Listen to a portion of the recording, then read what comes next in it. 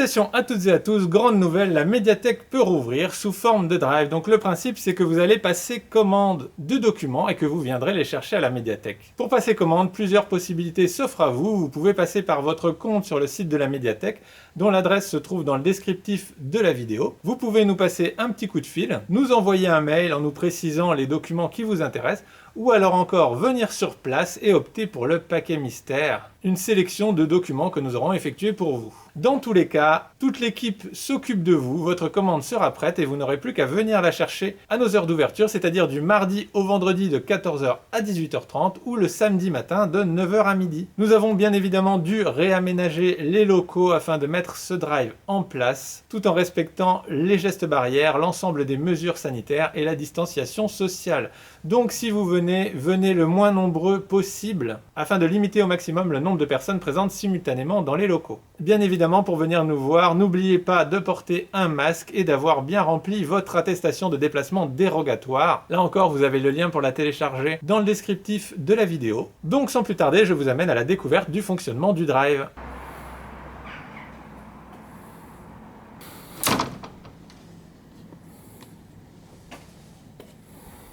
Donc voilà, pour se rendre à la médiathèque, on passe par ici. Et ensuite, on suit les flèches et le marquage au sol.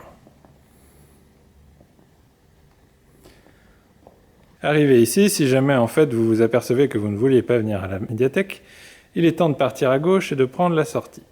Sinon, on passe à droite, comme l'indique la flèche sens de circulation. Si jamais on avait des documents à rendre, c'est sur ces deux tables que l'on va les poser. Alors n'hésitez pas à les empiler sur les documents déjà présents. Par contre, vous ne pouvez pas emprunter ceux qui se trouvent déjà sur les tables. Une fois que vous avez posé vos documents, deux possibilités s'offrent à vous. Soit vous n'aviez que des documents à rendre, auquel cas il vous suffira de passer de l'autre côté de la barrière et de vous diriger vers la sortie. Ou alors, si jamais vous avez des documents à venir chercher, il faudra ensuite passer par la case désinfection des mains. Et pour cela, deux écoles, soit le petit pchit qui va bien suivi de la friction, ou alors, pour les férus de technologie, hop, le distributeur automatique, mais dans tous les cas, on frictionne bien les mains avant d'aller chercher son drive à l'un des guichets.